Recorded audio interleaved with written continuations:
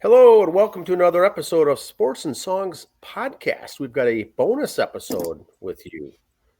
Swagg is on site here, and along with Andy and myself. How you doing, Swagg? I'm doing great, boys. How we doing? Good. Andy, how are you? It's baseball season. It's baseball season. It's a great day. It's always a great day in baseball season, and we've got an interesting topic ahead for the listeners today. We're going to delve into some of the issues we see or have seen with owners, Major League Baseball owners, whether it's the LA Dodgers, where there's a consortium of people that run the show, or there's individual owners. How they deal with in the spotlight. Do the fans love them? Do they hate them? In the past, I think it was always, as far as I remember, is the best owner is one you never really hear about. You just play the game, you do your thing, you never really hear of what's going on. But today it evolved into such a spectacle, and we'll touch on Andy's hometown, favorite, the Mets, with Steve Cohen buying the team in 2020, I think, right? And here's a guy who's interacting with social media on tweets and getting in there with the fans, and everyone loves this guy. It's what we haven't seen. It's so, what's the word, Andy? It's actually fun. It's fun to be a fan. Makes it fun. The Minnesota Twins are in the process of selling, as far as the sale. They're currently owned by the Pohlad family. And so we're hearing a lot of that here in Minnesota, where we're based, as far as when are they going to sell? What's the price? What's taking so long? What's going to happen? What's it going to look like with new owners? The general feedback in Minnesota, which we see, is a lot of anger and hate. People just want to get this over with. They just do not like that. And we see this in different towns, good or bad. There's not a lot of middle ground.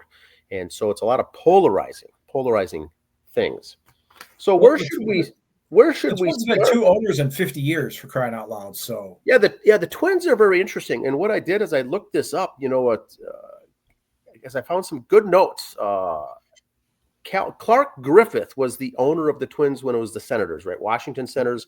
His name was Clark Griffith.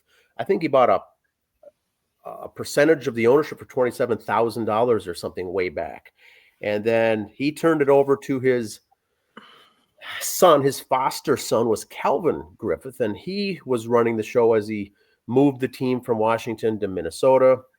They had battles there with people wanting to block that as well. He brought the team in and then sold it off to the Pohlads. What I did find on my research, gentlemen, Calvin Griffith was the last Major League Baseball owner that just did this by itself. It wasn't just another business that he had. Nowadays, you see people, billionaires, running 5 or 6 businesses and then also owning a team on the side. And that's very common. In fact, every owner, that's what they do. Yeah. Back then, that's what he did. This was his job. And so I didn't know that before. Any comments on that? Any thoughts on Mr. Calvin? I know we knew him as cheap and things like that, but I guess it kind of makes sense if he was running it. Well, the dinosaur ran things the way he did, and so many other guys now they get the rip that they own a baseball team, but they also own this, and this. They don't really care about the baseball team, but they'll be in social media, so it looks like they care. Takes a lot of the pressure off the coaching staff when the owner is the face of the team. Any thoughts, Swagg, on that? Yeah, I can't speak to Calvin Griffith. I'm not that old. So, but I can only speak to the Pohlads, where, we kind of had this discussion on my Facebook post. I'm more upset that after they had that postseason run where they beat the Blue Jays, then I think lost in 4 or 5 games to Astros, that immediately you said we need to cut payroll. Why? And I get it. Trust me. Like I said, I know sports business. I'm dealing it with myself, with the Swagg bowling stuff. Yep. And it's just, I don't understand when all these teams make money. I think, even the Marlins make money, the Chicago White Sox, who are horrible, make money. And then I've been seeing stuff that even the Colorado Rockies, who are technically, I think, the worst team in baseball, are still outdrawing the Twins. Yep. And yes, we are a northern city. We get it, but we've had a few days here where it's been 70 and sunny and people don't want to go watch the White Sox play a game. I mean, can you blame them? Another horrible team. I wouldn't want to go watch that either. So as a fan, everybody here wanted the outdoor stadium so bad. Well, yeah, and that was really pushed. They hate the Twins fans, and Andy, you've been really good on this as well. It's hard.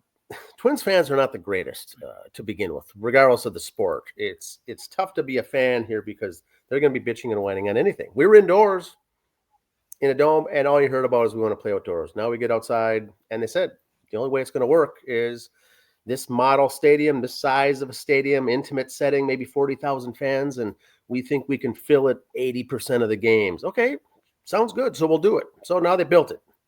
You're not getting close to 80%. You're not getting close to 90. Whatever the plan was that was sold is not anywhere near that. So, but we got our outdoor baseball. And so that's the thing is it that fans they're so upset with the ownership that they're going to say, you know what, I'm not going to go to the game. I'll show you, I'll stay home. And so we see a lot of that. And that's rightfully so. That could be. Now, does that prove a point? Does that work? Do the owners sit back and say, oh, they're not coming to the games, we better I'm one of those who thinks that you can do those things, but I don't think like the Pohlads, for instance, are watching the attendance that close and are shell-shocked when no one shows up. It's a pushback. It's a way to protest, but is it effective? Is it a way to do it? I mean, is it a proper response? What are your thoughts on that? It's all dollars. Right here in Minnesota with the Twins, I seriously think the thing that kills them so much is even when they're independent, the St. Paul Saints. Saints draw better than them sometimes. Per capita, the Saints draw better than them. Closer to sellouts. You can. When I was at the Twins Mets games this year, $14 for a beer. Really? Yeah. I mean, that's why I don't go. Yeah. I got the tickets at a deal, and it was $1 hot. So I got 2 hot dogs and a beer for $16. 14 of it was the beer. That's kind of why I don't go to Twins games. So it's that stuff's ridiculous. It's not anything else, because the other question that I had for both of you guys is let's use the Twins for example. You have a coach, you have Rocco Baldelli. I don't hear, no one's blaming him for anything. There's the president of baseball operations running the show is Derek Falvey. There's no pitchforks out to say get Falvey out. It's only, in this case, it's only the owners. It's only Pohlads, bad. And so is it displaced anger? Is it at the right person? Is it the right team? Should it be, if the team's doing bad, don't you get rid of the coach? If you don't like the way they're operating, don't you get rid of the president? They go right to the owner. So it's got to have, in the Twins case, it's this vitriol of anger against the Pohlads. So much so that I see posts online that I didn't like my burger at the game. Screw the Pohlads. I don't like paying for pricing of the parking. Screw the Pohlads. So I know they got a target on their back, but is it displaced anger, or is it just them? And is it just what is? There's got to be something more to it, but maybe there isn't. That's what we're here to learn. I like going to Twins games. I'm a Twins fan. I go for the experience, whether they win or lose or who they're playing. I take it all in. I follow them online. I listen to the radio games. I listen to Glad and them on the radio. I got no problem with that. Yeah. Look at the last 5 managers. If I go back to TK, even when we had the Paul Molitor experience for a couple of years there, yes, every one of those managers got Manager of the Year. They were winning the division. They just couldn't make that next step. That's not the manager's fault. You can only play the cards you're dealt. So the question then, it's mainly what we hear is payroll, like Swagg brought up. We got the payroll issue. You win, you finally get a division, you finally go on to that next step. And what I heard last season on social media, because I follow social media a lot, is the Twins fans were excited and they thought, hey, Now we got this far. Now let's take it to the next level. Let's take it to the next level. There was this gain of momentum, and I think the payroll, the way it was, I would say the way it was spun, latched on to media as though the Pohlad family came out and says we're going to cut payroll. And so that's the way it was worded. That was not the case. They weren't cutting payroll. Here, I'll show you the image there. What happened, the way they structured the contracts is without doing anything different, Lopez was going to be at $8 million. By the nature of the beast, the way his structure was contracted, set up, it went to $21 million. Paddock went from 2 to 7. Dobnak, who's in the minors, is getting a raise up to $3 million.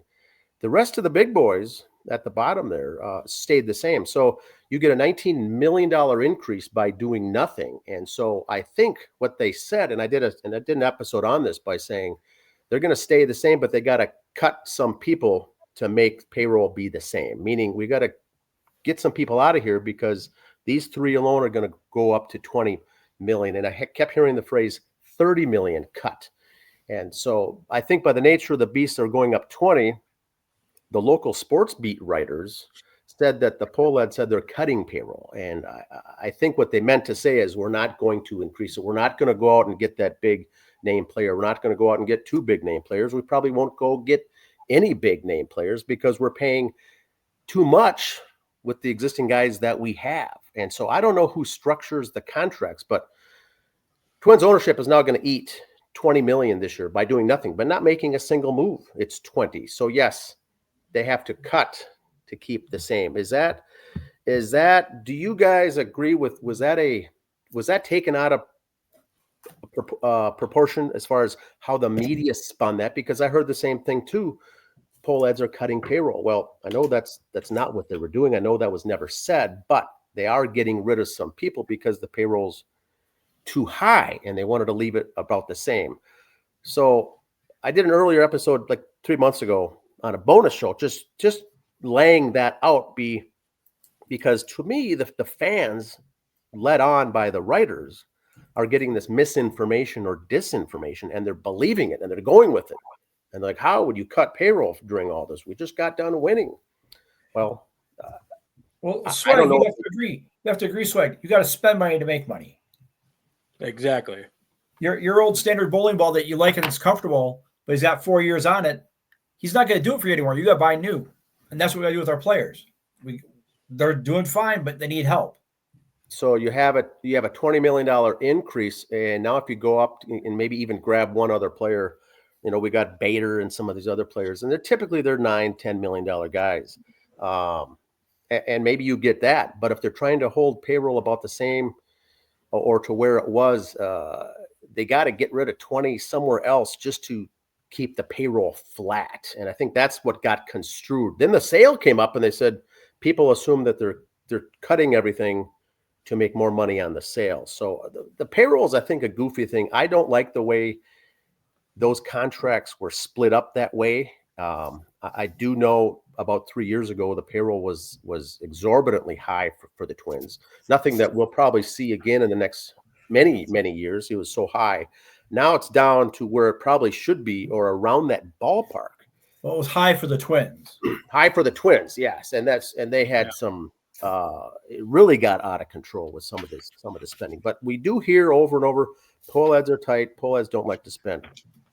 So is that a fair assumption to start off with as far as year to year without bringing a single guy in? Your salary is going up by 20 million. So they're stuck. The fans though, they don't grasp that. So they think Pohlads are just idiots. And so in that regard, you know, that's what I think as far as I think that was a misperception the way it came out. That really got people fired up because then they said, boy, we just got done going to the playoffs. What can we do next year? Well, they got the same guys. The problem is Swagg, say you win the lottery tomorrow. You buy the Twins. What's one of the first moves you do? Do you get coaching? Do you get players? What do you do? Well, I mean, who wins on the field? That's your players, right? Right. You kind of need to start there. Like everybody keeps saying they don't have an issue with Rocco. I mean, there's some things I don't agree with his coaching style. I got an issue with him. But that's, that is what it is. But you need to start with your players. I mean, is Correa finally hitting over 200 as a everyday starting shortstop?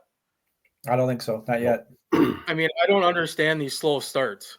These guys need to worry about playing baseball instead of golfing when they're in Florida. I mean, I don't get it. I mean, that's what you get paid to do. I get you don't get paid that much for spring training, but I mean, he's making, what was that, 33 million this year? Yep, 33, yep. I mean, that's where it needs to start and stop. And I've had my issues with Buxton. We don't need to go into that. But he finally, last year was his first time playing over 100 games since I think the 2016 season. So he can't stay healthy. It's always the soft tissue stuff. Well, where does that start? That starts in spring training. Yep. So I think you need to send a message to these guys and be like, hey, if you're not going to produce, we're going to find other people. And and the one thing I don't like about the Twins organization is they like to do that service time crap. Yep. Where they don't like to bring someone up that could be ready or maybe give them a shot and see what they got. No, we don't want to. Always hedging. They're hedging their bets that way. And that might be a money ball thing. It may be a sabermetric. I don't know, but they do like that. I mean, but they got to. I mean, if you got somebody in the minors that's ready to go, bring them up. I mean, you can't just keep, I mean, like you said, the Saints draw more people. Well, why? Because they have a better product on the field. Yep.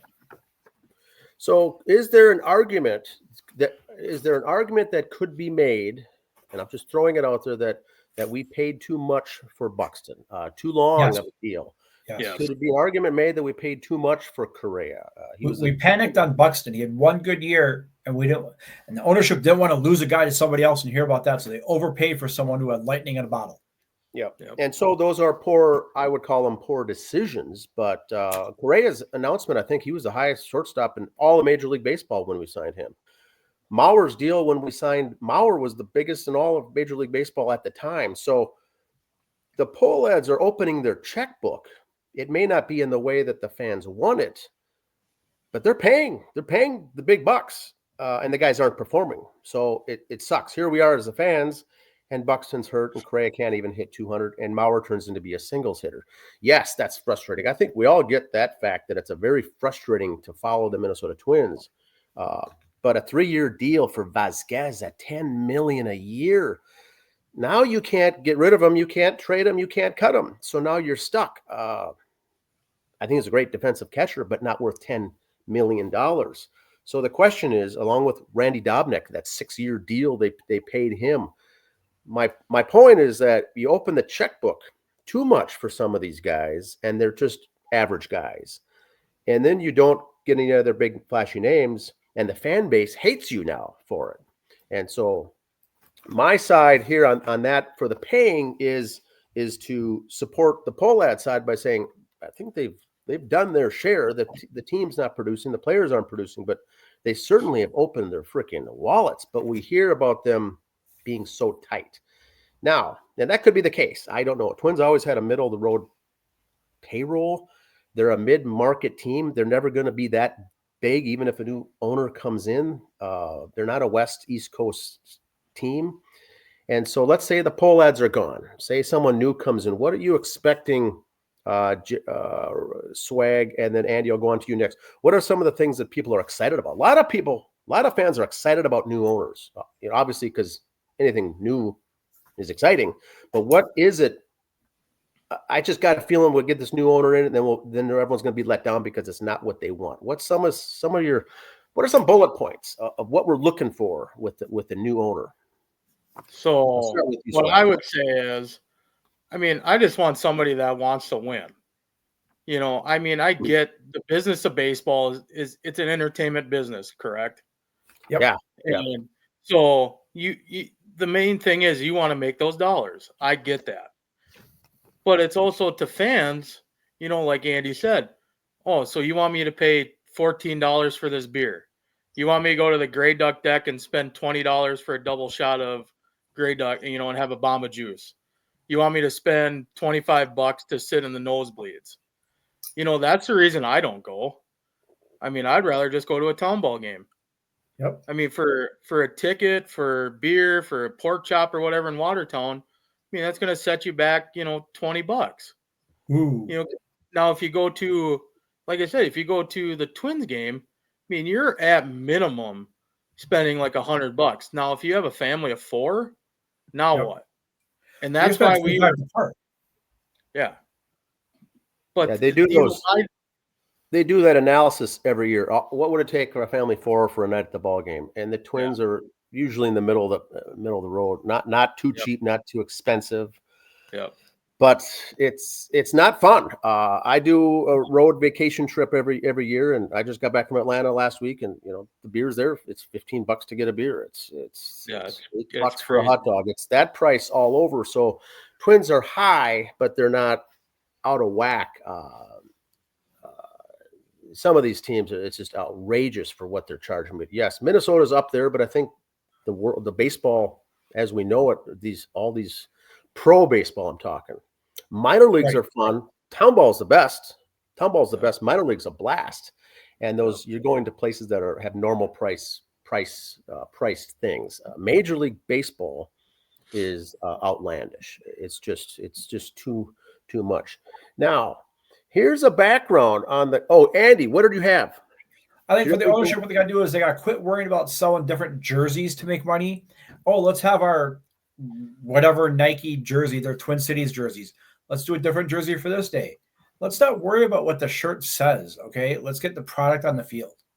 Because they'll put out Twin Cities jerseys, and everybody goes, oh, great, let's buy all those. And hopefully they'll forget about how crappy the team is. Oh, look, I got my cool jersey. Yay. No, you didn't. It's a crappy team. So NFL has that same thing. Major League Baseball, you're seeing it in NBA, hockey. They all have the home, the away, the alternates, the throwbacks. Yep. And then the new throwback, and now the new alternate. And the Twin Cities one is really the fan favorite, and that's one of their alternates, and not even part of the Nike City Connect. But it's the jerseys are out of control.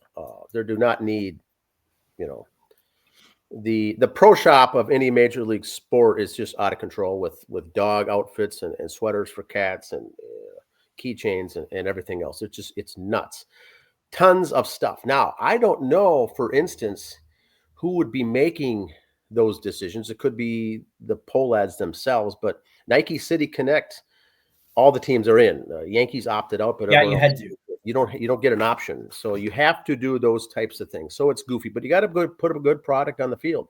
Now, the Minnesota Twins take pride in their International League draft, their amateur draft, and their Dominican and all their farm systems. So they've got a plethora of farm guys coming up. So which is always the case. So your big talk during the off season is, how can I benefit the team? How can we make the team better? And the Twins have so many options with guys coming up that usually they're not too active typically in the off season unless they need a big name player.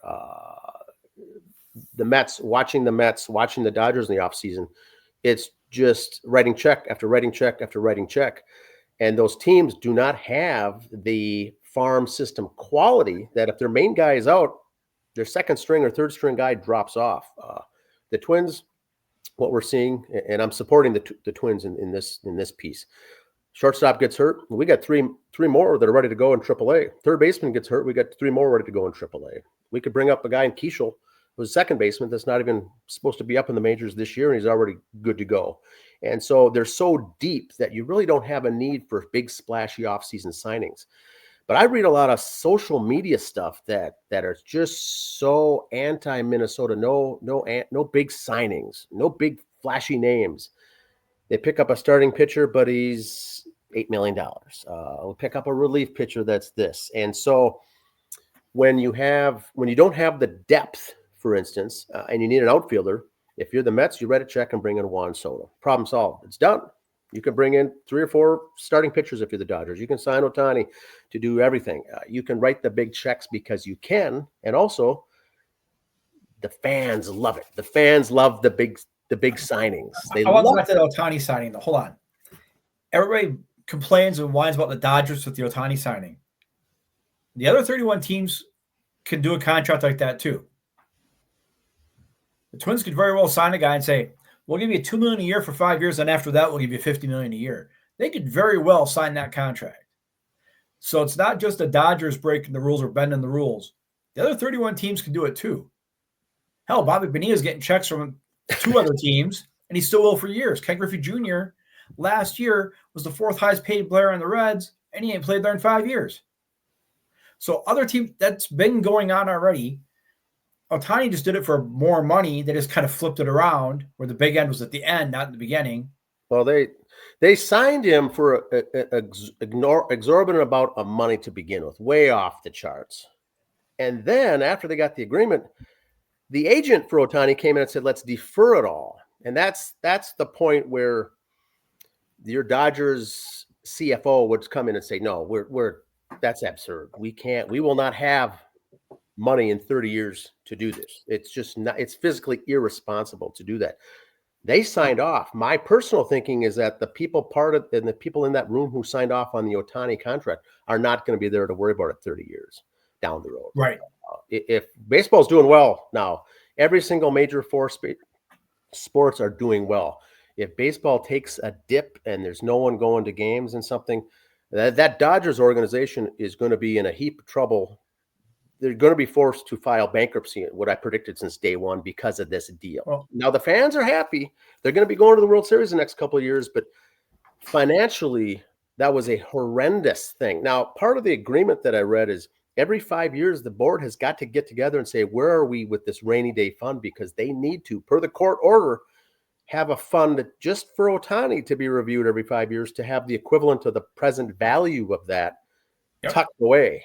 So they're setting huge amount of money away every year to this just to pay him down the road. So I can't imagine that was a successful thing. In normal business, your CEO is running the show, but your CFO has the gutter rails up like in bowling, keeping you in lanes, keeping you in check. If something big comes up, your CFO will say, no, I don't think so. You're certainly not going to do that. Not on my watch, because I'm responsible for the fiduciary of the company. Major League Baseball owners, they say, go on, we'll fix your finance stuff later. We got the cash right now. So you see CEOs making the moves without any connection, they're not even asking if this is going to work or not. But in the next year or two, if they're thinking of a lockout for spring training, that's where they're really hosed. Why do you think Alonso has a 1-year deal with a 1-year out? A lot of these other guys are only signing 2-year deals. So the agents are the thing that's just ruining everything as well, but it's not, you can't blame them.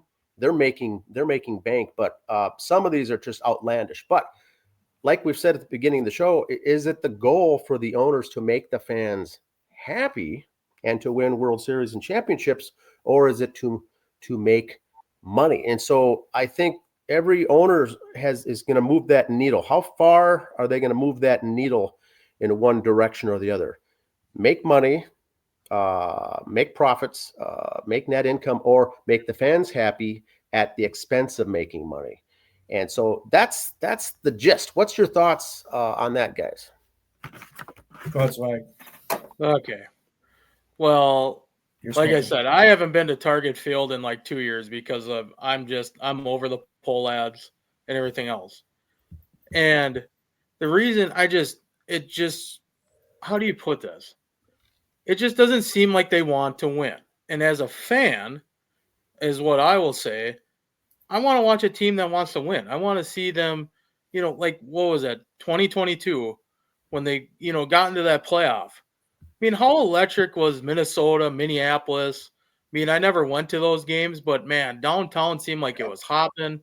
But how do you have a happy medium where you still have that kind of stuff, but you're still making money, even though all these teams are making money? Now the Twins are probably not going to make as much because they don't have a TV deal, and I haven't seen what the streaming option or how that's going. But you still want to have, but you still need to have fans in the stands to be able to make money.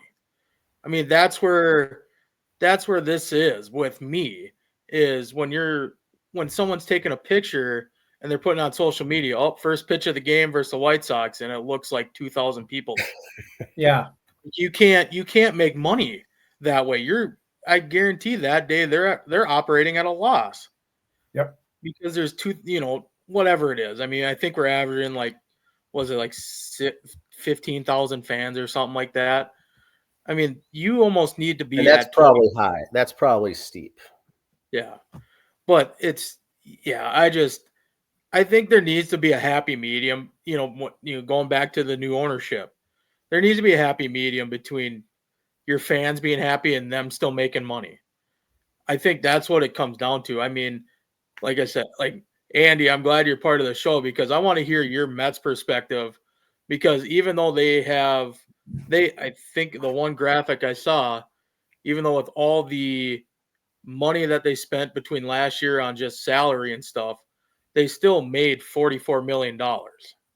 Yeah. Now, to us, that's a lot. To Steve Cohen, that's, probably pocket change for him or whatever.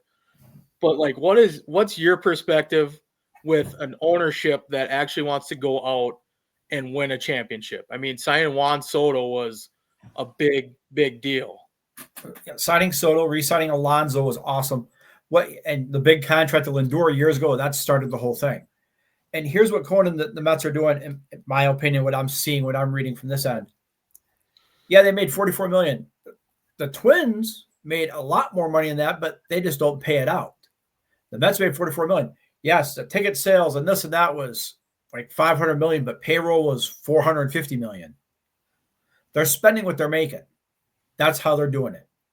The Twins I saw they made $300 million and spent $320 million, spent $160 on payroll.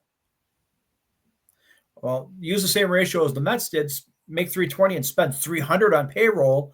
You'll be a lot more competitive. You'll have happy fans. They won't complain about a $14 beer. They won't complain about $25 parking. They won't complain about a $200 Twins new era jersey. It's got Harmon Killebrew's name on it. They'll spend $150 on it because you're winning. They don't care. And that's the attitude that you see in Citi Field right now. The fans are happy. Oh, we're down 4-0 in the ninth, and they're still happy. They still have Grimace in the outfield or in the stands, for crying out loud. They want to be there and see what happens. There's energy. There's energy, there's excitement, and it's New York. There's a billion other things to do in New York besides go watch the Mets get their ass kicked. But if they are losing, they'll stick around because it's fun and they're happy. The Twins, and this has been since 81, as far back as I can remember, they're down the seventh inning, they're out the door. They got things to do. They don't stick around, The Mets spent the money. They're getting things. They're getting investment, or they're getting bang out of their buck. Is Soto doing well? Okay, according to your basic numbers that I love to read in the newspaper, average hits, runs, RBIs. No, he's got one of the highest on-base percentages in the league right now. He's playing better than average defense. You look at Alonso's doing great, and Lindor doing great because I bat before and after him. So there's more than just the numbers there that are helping with that signing. Well, Soto's not worth his money. Yeah, he is. Look at everything else around what he's doing. He's helping. But like I told a friend of mine earlier, unless Soto can pitch, because this team, as much as the Mets are doing great in pitching right now, talk to me in 6 weeks.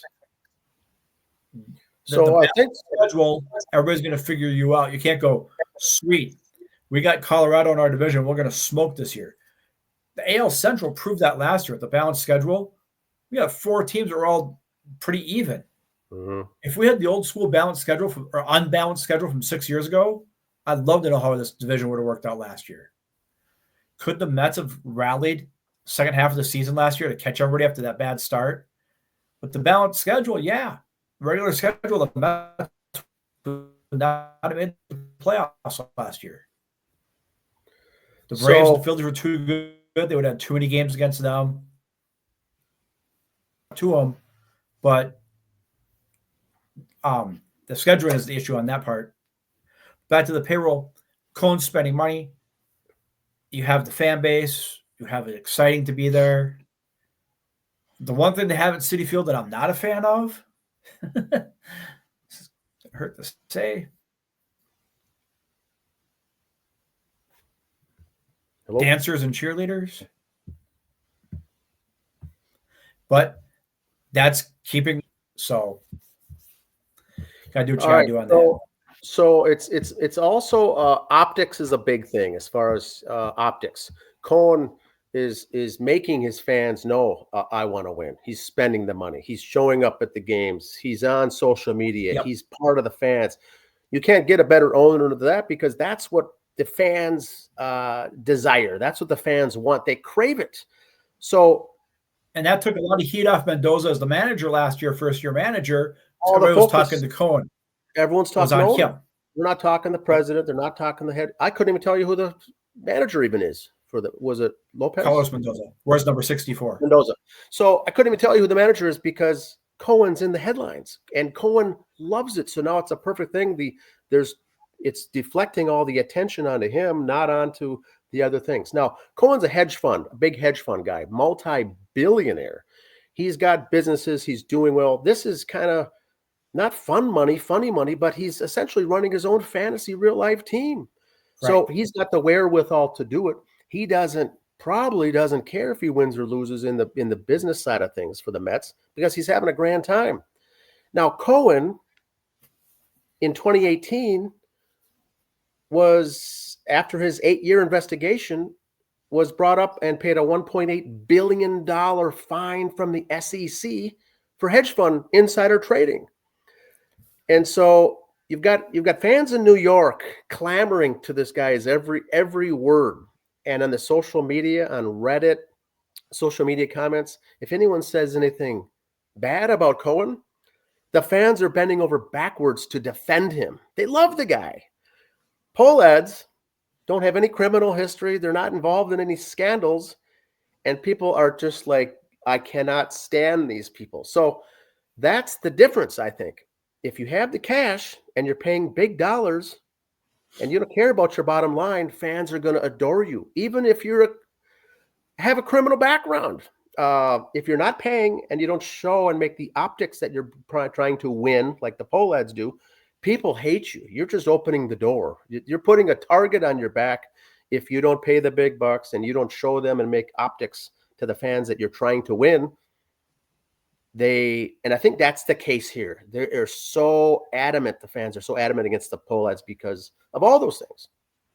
But get back getting the fans in. The fans help the team win too. But if you're pushing the fans out with high prices, you could have a better than average team. But if they're fun to watch, the Mets have Lindor, Soto, Alonso. That's it.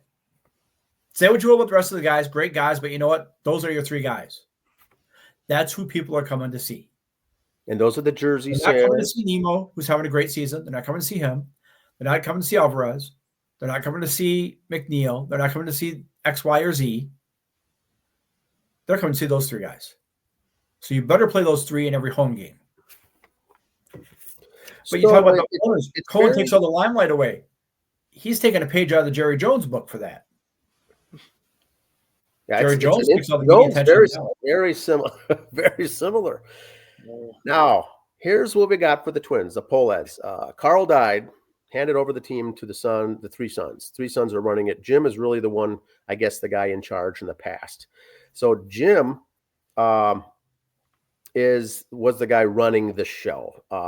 Robert is the president of North Mark Capital. He's a board member for PepsiCo.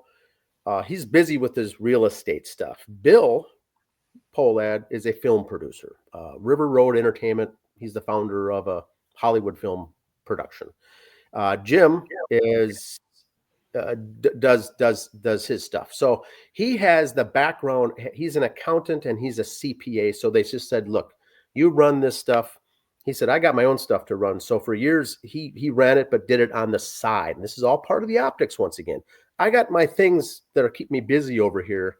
I'll deal with the Twins 1 day a week or when I have time to focus on that because I'm running a business. They handed it over 2022 to Joe Polad. I think he's 42 years old. He's running the day-to-day operations, and I never hear his name mentioned even. And so he has a degree in economics. And so I think that makes sense with my background, that these are business-minded people running the team like a business, which is very prudent. I don't disagree with anything, but it's not the way to do it in Major League Baseball. You're gonna attack the flak. You're gonna wear the flak jacket. So what I don't like on social media is the Twins fans hating on the Pohleds. They're not even saying which Pohled they hate. They're just saying Pohleds. Carl's dead. Won 2 World Series without opening the checkbook ever. And now you get the young cats coming in, opening the checkbook, signing the wrong guys, one could argue, or for too much. And the hate, they don't even say on social media which person they hate. They're just saying they hate the Pohlad family. So it's very interesting.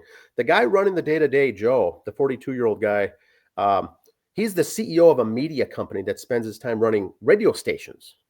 That's what he does. So even he's not focusing on the Twins. So I think what Swagg says is, if you get a guy in, or a team of owners that come in and say, look, we're not going to focus on anything else. We're going to focus on making this team into a contender, a winner, writing checks. That helps with the optics. The Twins, the Pohlads, I think, are disinterested. This is another business. The Pohlads run 15 companies. Plus the foundation from Carl's, all his wealth that they handed off to the kids when he died. There's a whole foundation. So they're running 15 businesses. The Twins are just one of them. I feel, in my mind, that because that's on autopilot enough, that they say, just do it. Here's what we want you to spend on salary, and do the rest. Stay within these bounds for payroll. And they stay out of it. Church budget. It's like your church budget line item. The Twins are a line item on there. That's how I think that with the 15 businesses that they're running, the Twins are just one. And they'll say, look, you're making money. It's not a lot. It's not a little, but it's fine. But keep your payroll within this and let the rest just fall how it may. We don't care. You won on a team in 87 and 91 with no big star, flashy names. You made some offseason trends. You made some trade deadline pickups, but you weren't breaking the bank, and you won. So I still think, and part of me wearing my own personal hat here, is the talent they've got here could go all the way and win the World Series any one of these years. The guys, you don't need the big flashy names, the big expensive things. Baseball, as we all three of us know, it's one of the rare sports that the chemistry is the most important thing of the team. Not how good you are, but how you get along on a 162-day grind of being with the same people every day, how you fit. How they go through and do the interviews for a free agent. I want to see how you fit in with this group.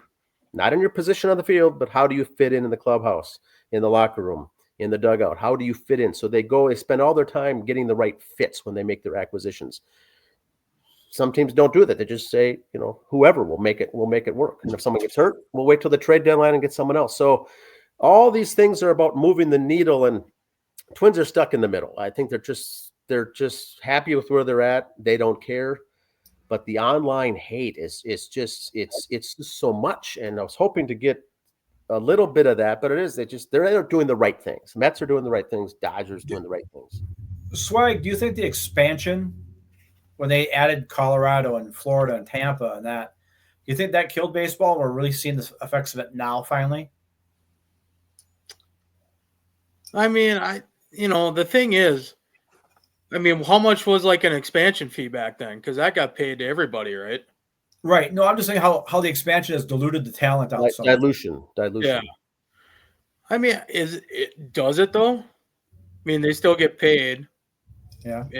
As far as I look, Marlins won a World Series, back in 97, I think? Yes. They bought both of those. That's coming up on a topic discussion too. That's a good one. Colorado, when have they been relevant? Not really either. And that's where, like, when you said, Dan, I didn't realize that.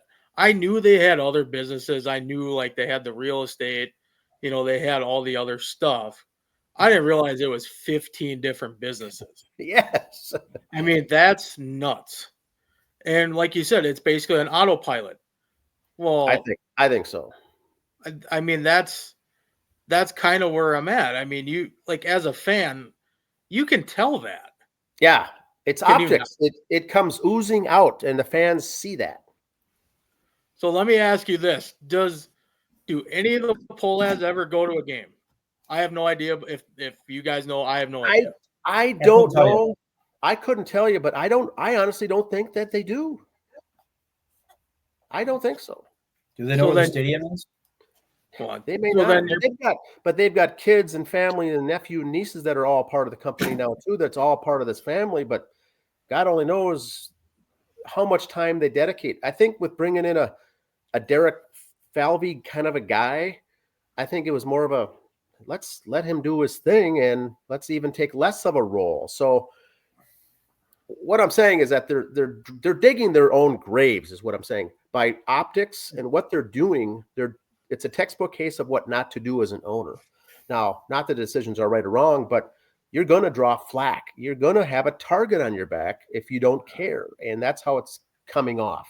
And that's what I think. That's my opinion. Well, and just, and like I said, you can tell that as a fan. So when a fan can tell that, why would they want to go to Target Field and watch a game when they just know, oh, the owners don't care? Because that's, like you said, that's kind of how it feels too. It's a feeling. It's a line item on it, like Andy said, it's a line item. Oh, hey, you made this much money, great. We're going to put it in the bank. Good for us. Like, you can just tell, and it's like when we talk about possibly get new owners, I mean, when this Ishbia stuff, the guy from the Phoenix Suns, and then I think his brother is part owner of the White Sox. Yep. I mean, people were excited because they've seen what he's done with the Phoenix Suns. Yes. He came in, he spent money, he lowered concession prices, he made it a more fan experience, and that's where I got excited because I'm like, then I'd start going back to Target Field.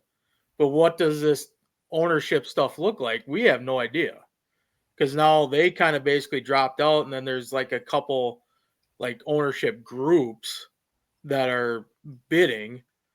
But I don't like the word ownership groups because you never know who's involved in those and how much are they going to care. So you got to watch out for the names on that too, because the Dodgers are ownership group. Like 5% of it's owned by Magic Johnson, but he's the face out there all the time. Yep. Well, like the Wolves, talk to me about the new owners for the Wolves. How it's kind of gotten some excitement there. Multiple owners, it's a group, but all you see is Lowry and A-Rod. You just those two are the face, but they don't own a big percentage. It's their whole group that does in total. And so, are you looking for something like that, maybe where you get some big names and to do some fun things like that? My only question is that what if it's not that? What if a new owner comes in and says, you know what, I'm going to cut payroll even further? That's what I want I want the Twins fans to be ready to have an announcement saying, we're going to own it, and now we're going to move it. We're going to lower the payroll. So just because it's new owners, the fans, I think, are just so set that how great it's going to be. Just keep in mind what I try to tell fans on social media, that it's not going to be a Steve Cohen coming in. It could be a disaster. It could be someone else. But we're still a mid-market. You're still not going to get the LA, the New York feel to it. Now, the Pohlad family has said over and over, we're not going to move the team. We've got a clause built in there that we don't move. With what I personally have been seeing last year at the end of the season and during the off season, as far as this amount of hatred coming out, I wouldn't be surprised if they said, look, we're not getting the deals we want. We're not getting the market we want to sell. Let's take that off there. Screw the fans, give them the big FU, and I'll sell it to someone who will move it. I'll show them they should have been grateful to us for all the years you had Minnesota here baseball that we provided you with. As far as I'm taking the extra step on the back to say we should be having appreciation for what the Pohlevs have done for baseball in Minnesota. New owner comes in and wants to move the team. More than likely now they're going to say, doesn't care. Do it. They hated it was basically a lynch mob in the offseason, wanting to bring pitchforks and torches to kill the Pohleds. That's how much hate I read about on social media. Now, I didn't get it. I don't understand that. If I don't like a team, I'm not going to write negative things on Facebook about hate. I may not like it, but this was coming from the baseball writers, the Athletic. I mean, I'm talking Aaron Gleeman, Twins Daily, Puckett Pond. I still can't read these things because of the hate that's going on. And I feel bad for the new fans coming in that are thinking that these are their heroes and this is all they're getting brainwashed with, when the Twins have a good club. They've got one of the best stadiums in the nation, one of the best pitching staffs, one of the best all-around teams. I love all the players, and I love the payroll. I wouldn't be surprised if they do get to the World Series in the next couple of years. My bet is they still win the division this year. So they are a talented group of guys. So how is the apology at the end of the season going to come back from all this hate if they win the World Series this year? How will the fans apologize by saying, I guess we were way off base? I don't see that happening. The fans, a typical sports fan, will never apologize for being wrong, right? No, I don't see it. I don't see it happening. But anyway, I'm grateful they're here because it's tough. It's a tough market. Not a lot of people are going to be in the market for a baseball team in the Midwest. So this could take, like I said, this could be a 5-year process to sell. Okay, I got a question for Swagg though. Say the new owner comes in and pulls the Miami Marlins or Florida Marlins at the time. He signs the big names for 2-year deals. We get a world championship, and he gets rid of them all. Then you have a world fan of the team. That's to go back and wish out. That's our next question. That's our next question. Yeah. The fans will be loving him or not?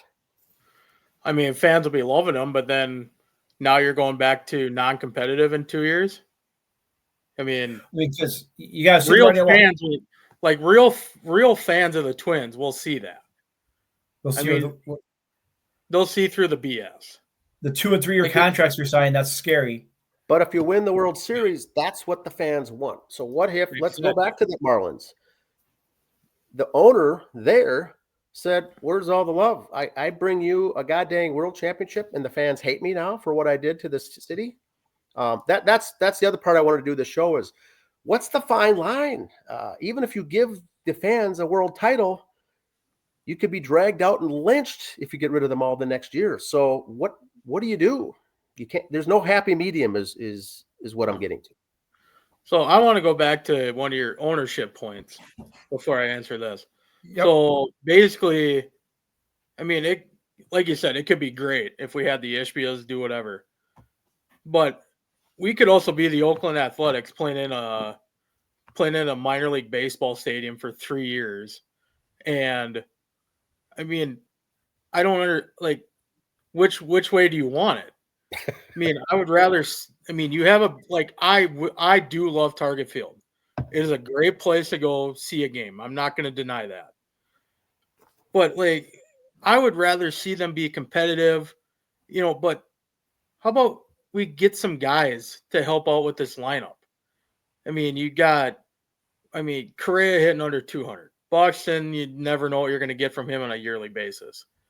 I mean, I made the one suggestion about signing Trevor Bauer. I mean, he was just looking for league minimum. I think we should too. I mean, I agree. 100%. We only wanted minimum, which is whatever that is. He's trying to prove a point. Yeah, but he's a starter, right? Yep, starter. Twins are loaded for starter. Twins are too stacked. There's no one. Who are you going to get rid of? I don't care. I mean, I think I made this point too. I mean, at the beginning of the year, was Simeon Woods Richardson better than Trevor Bauer? No. Exactly. And Bauer would have been awesome here because we got no big media like in New York or in LA. He could have flown under the radar in the Minnesota media. And if you watch his YouTube and stuff, that he's been doing with, with his Mexico, professional league last year. Oh yeah. I mean, yes, he's still got a little bit of, that cockiness to him, and that's fine. To moxie. But it seems like he's kind of calmed down. But the only thing that's not, reason he's not in the MLB is because of that lawsuit that was fake. And that's been, he's basically suing her for, defamation of character. Defamation. Yeah. The whole thing was fake. And now look at his career ruined. And that's where, that's one of the signings where I wish the Twins would have had the balls to sign him. You know what? Bring him into spring training. Guess what? He doesn't work. Well, you're owed $1.5 million or $3 million. I mean, that's nothing compared to Correa, who's making 33. So, I mean, it's not even big name signings, but it's like after that 2022 season, you let Carlos Santana walk. I mean, he was one of the more productive players that year. Let the whole Bomba squad go. Should have signed them all to 2 more He was years. a big. His pay was going to go up, I think, on the salary side, a big jump. I think. I'm not sure. Fine, that's fine. Exactly. The fans coming in, the jersey sales would have more than made up for it. Now the Twins, check this out. On their top 30 prospect list, there's 4 pitchers that are expected. Their ETA as a prospect is this year. All are starters. Marco Raya, Andrew Morris, Lewis, and Adams are all expected to be in big league uniforms at some point this year, whether it's September or August. We still have Festa, who should be in a Twins roster, and Zebby Matthews, who should be in the big leagues. What does that tell you about the team, though? What does that tell you about the team and the starters they got now? If they got 4 prospects they think are coming up this year, that means the starters we got now aren't crap. Oh, no. I think the way that they rank them is I think the way that they rank them is when are they expected to be mature enough to be in the big leagues. So now you're going to see these guys being traded because now we've got eight studs. Not studs as far as you guys would consider the ace, but number 3s on a normal team, right?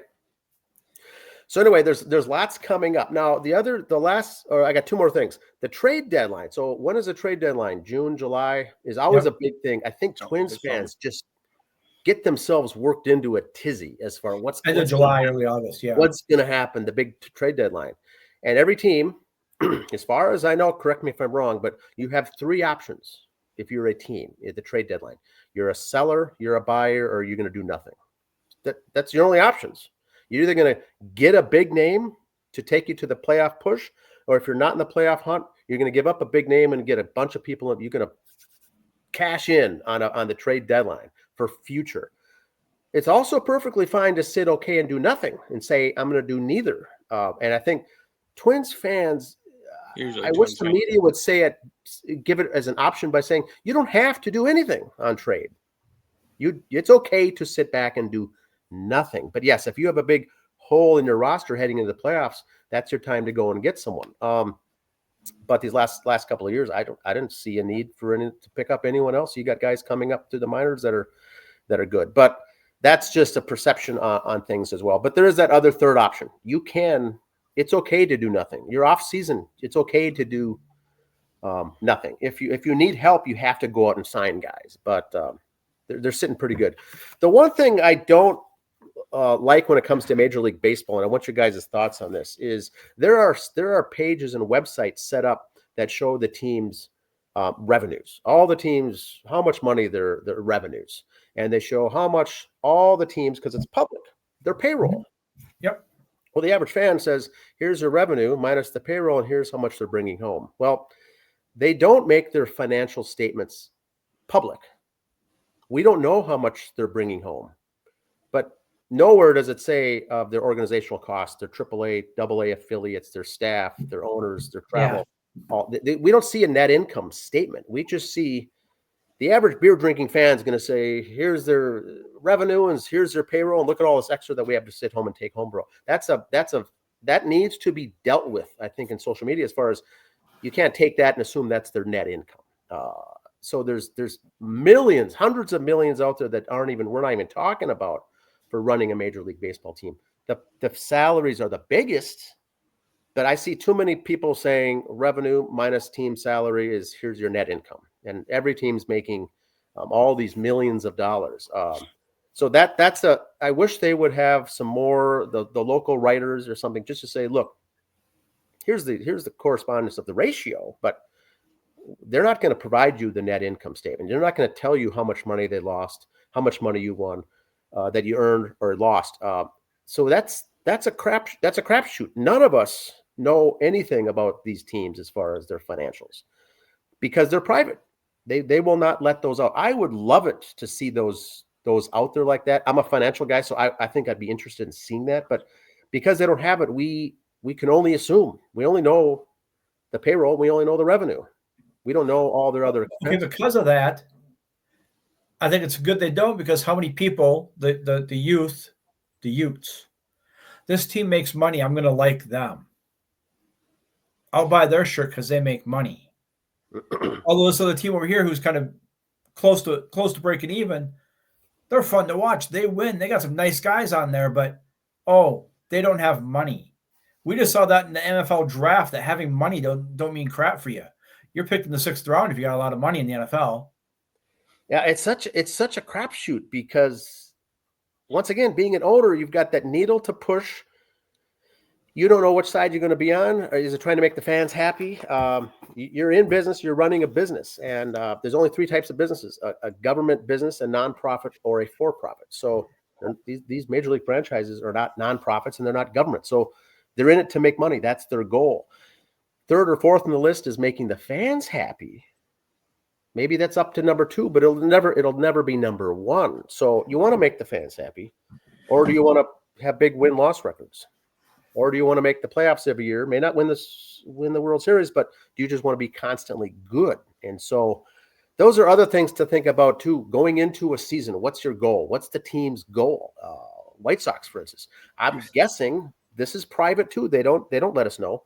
I'm sure the team was, hey, let's become competitive. Let's just be competitive this year. Let's get the record behind us. We're not going to win the World Series. We're not going to win the title. Let's just become competitive. Twins, I believe, are probably went into this seasons thinking, hey, let's win let's win the Central. That's our goal. But if you're the Dodgers, you're the Mets, your goal is to win the World Series, not make it. You need to win it like the Yankees. You need to win it every year. That's their mindset. I think fans are easy to become fans of those teams when that's their goal. They don't like, let's just win the division. Let's just be competitive. Is that fair to say? Right. But see, I don't want this new owner coming in, owner Joe Blow coming in going, we're going to be competitive and make the World Series the next year or 2. Don't blow smoke at me, man. No. Just stop and say you'll be competitive and do the best you can. Don't promise titles. But now Swagg, as a fan, new owner comes in, how long do you give him? Ooh. Maybe not to be a winner, but to show that he's kind of doing his thing. I mean, it's got to be at minimum 5 years, because isn't that what we always hear about an organization? Coaches, you got to give them 5 years to get their stuff. I mean, if and I get ripped for being such a PJ Fleck lover. Yes, but when that guy came in, I honestly thought he was a used car salesman. I thought it was Tim Brewster 2.0.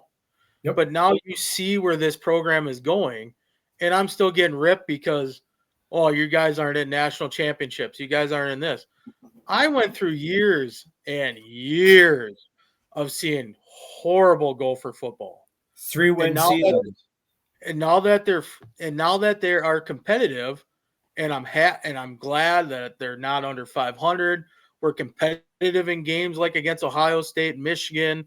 We beat UCLA on the road, had USC beat them here, beat Wisconsin, which has been a big rival before PJ Fleck got into here. I mean, it was 15 years before we won the Axe again. And I was at that game in 2003. I was just a young 12-year-old, I think, at that time, and it took 15 years. I was 28. So you want to be competitive, and you got to have the coach that's going to do it. You got to have the ownership that wants to care a little bit. And, that's all I want to see. I mean, I don't need to see a World Series title in a year, but I want to see something that'll make me believe that this team is going in the right direction. And like this year, I just, I get they went on, a 7-8 game win streak, or, 7 out of 8 or whatever it was this past week. But what happens when we get into the end of May and all of a sudden Buxton's down for 2-3 months again? Correa has his, stuff. That come back up again. Well, now he's down till September. Now, do we have the people in the organization ready to go? Are they, and then if they're ready to go, is it just, you just keep moving on with the younger talent? You know, Tough call. I just want to see a direction. I was against signing Correa after he decided to do his opt out and leave. Oh yes, yes. Yep. And Many were. I was in that one else crowd. I said, "Screw you." Yeah, and you know, he went to go to the Mets or wherever it was, and Giants was one of them, and you know, I said, don't sign him. And then what was it that following year? It's basically that all that stuff that came up during the first year of his being here. Well, that all came to fruition, and it's still. I think he said he's still basically playing with it. It's just pain management. You know, so when it's the like Mets and Giants don't throw over their extra money at you, something's wrong. yeah. Yeah, the Padres the couple of years when they started picking up all these big names, and then they didn't do anything with it. So I think the fans are frustrated there too. I like that PJ Fleck, when he came in for football, said, "Look, this is year zero. None of this I own. It's going to take 1 season, 2, 3, 4 years to have this become mine." So you're talking a 5-year thing, and I think that's the same with Major League Baseball. Cohen has done it right off the bat, but he's been there for 4 years. But he seemed to make moves right away. Andy, is that true? Yeah, there's not many guys left from the team from when he took over 5 years ago. Okay. So, but it should be fun. It should be fun stuff with new energy, new direction. The thing I think is what it comes down to is that the Pohlads are they're very indifferent, and it shows. And fans out there see that, and they're like, whatever, it's a line item. Maybe they'll do good, maybe they won't, but Falvey's running it. I don't want to get involved with it. Just let them do their thing. And then the players get hurt. So I just got to wrap this up with 2 questions for Swagg. Swagg. Who's going to win the World Series, and how many games does it take the Mets to do it in? Oh, Bam! God, they're playing good. So you're saying they're going to get past the Dodgers? Oh. Well, to win the World Series, you have to. You have to get through. Right now, I saw that the playoffs were today. The Mets would get that first round bye. I saw it. They'd play the winner of the San Francisco-San Diego series. And then they'd play – the Dodgers would play the winner of the Reds and Cubs. So we didn't have time to mention Mets the and Reds and NLCS. I'd like to get Swagg's thoughts on the Cubs this year too before we take off. God, they're playing good. Cubs, yeah, Chicago Cubs, doing well. Oh, well, thanks, guys. Is there What? anything else we missed? For Major League Baseball, no. Just I think we want to see the Twins get decent owners who aren't going to have us be a write-off for them, and maybe that's what might help them as an owner who's going to come in here and I don't want to be mouthy like in a bad way, but be photogenic like Cohen is.